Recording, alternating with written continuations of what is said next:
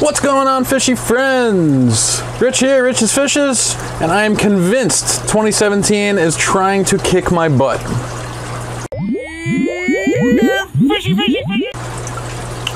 Let me explain.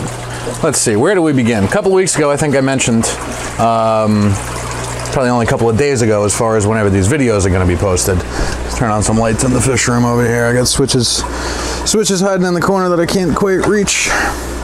That's one and two.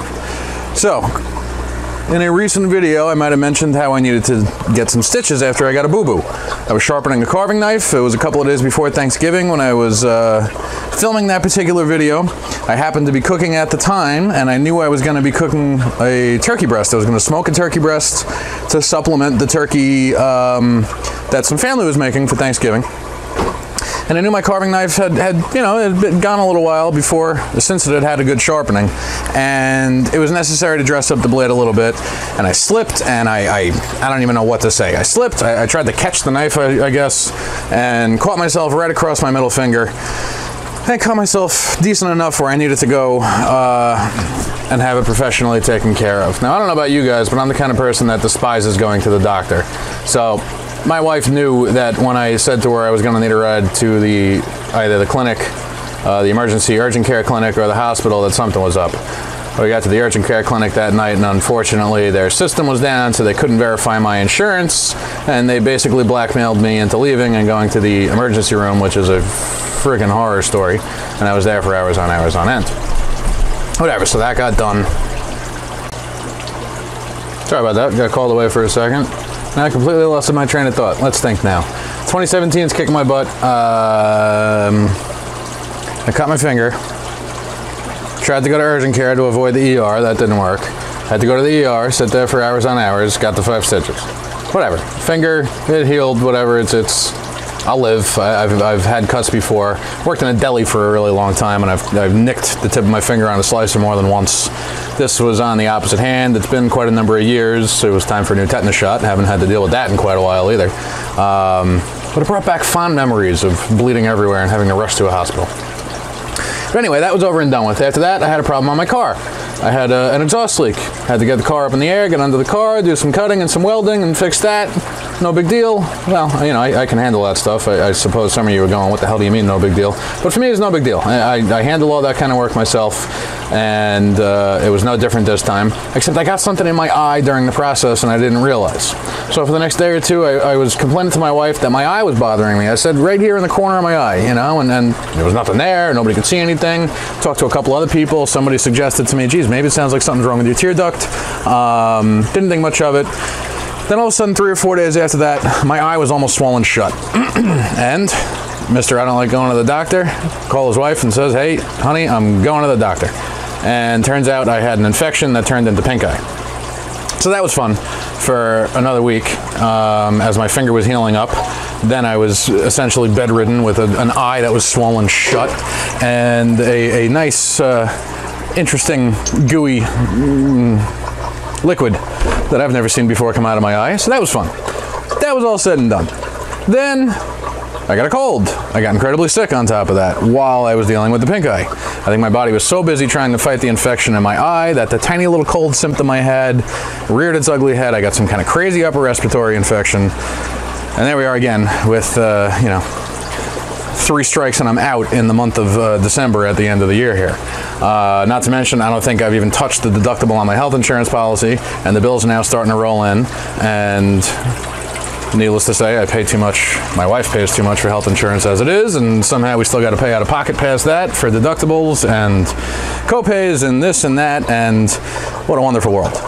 So, all that said and done, thought I can find some time back in the fish room, and now my little baby, my almost 2-year-old, my 22-month-old, my youngest daughter, all of a sudden she gets incredibly sick.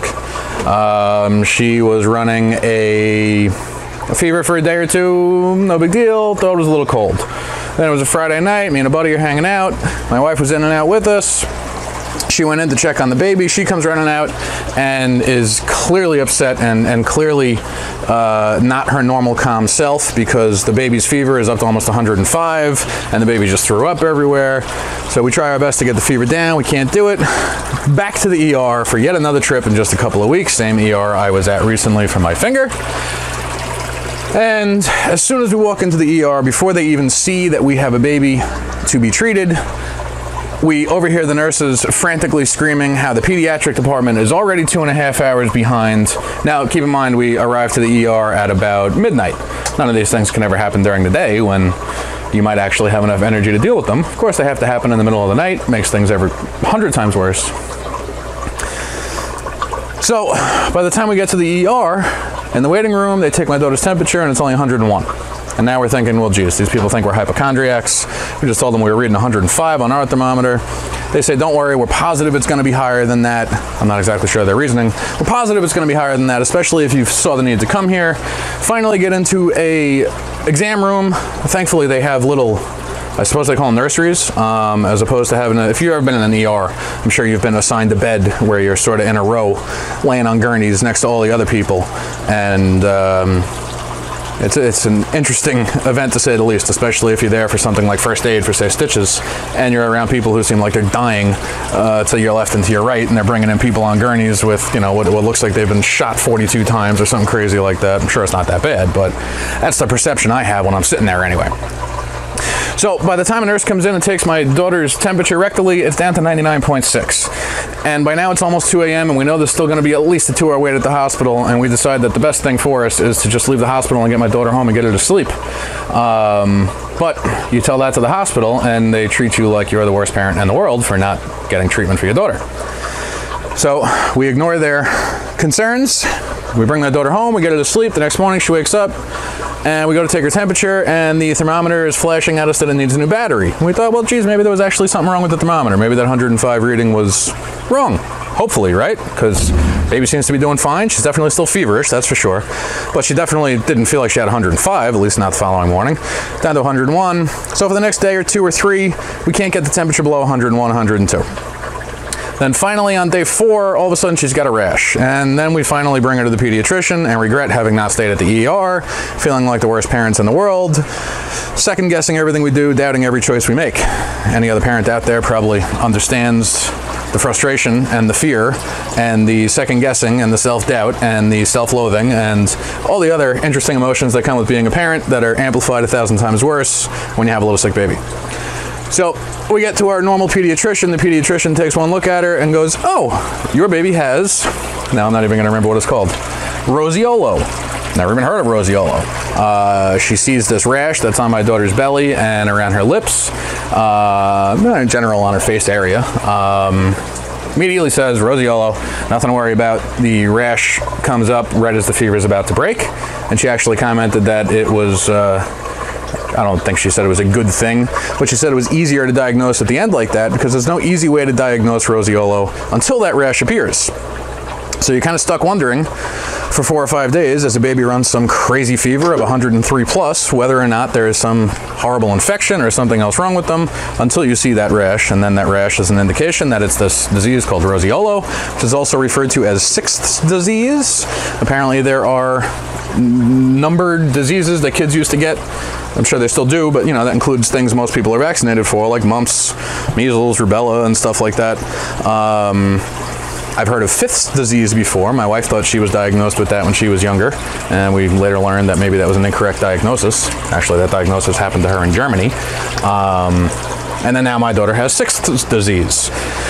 And we're also told that she also has pink eye. So here we are a couple of weeks after I had the pink eye. Now my baby has pink eye on top of sixth disease, and a 2-year-old is... She's a trooper, but she's a freaking mess, and she's clearly beat up right now and not her normal self. And putting eye drops into a 2-year-old's eyes is almost as fun as trying to get them to drink liquid medicine. Again, another wonderful joy of being a parent that only a parent can understand. Anybody who's not a parent that wants me to shut up right now, well, just keep listening because I'm going to keep talking. So, We got some medicine in the baby. The baby's finally doing better. Today is the first day in 6 or 7 days that her fever has actually not been a fever and been at 99 and even down as low as 98 degrees for almost the majority of the day. Hopefully we can sleep through the whole night, because my daughter has also in the past couple of days decided that she only needs a few hours of sleep before she wakes up and starts screaming and howling and wants nothing more than to sit on the couch and start watching Sesame Street or do anything but go back to bed.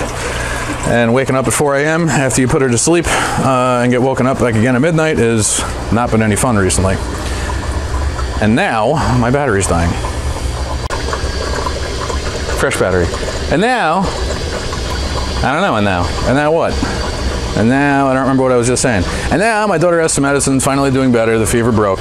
But now I feel like I'm getting a cold for the second time in as many weeks, and like I said, I'm convinced that 2017 is destined to kick my butt. But anyway, on to bigger and better things. We will soldier on. The year will end on a high note somehow. You know what that high note will be? 12 days of Rich's Fishmas and 12 videos in a row, because that's never happened before.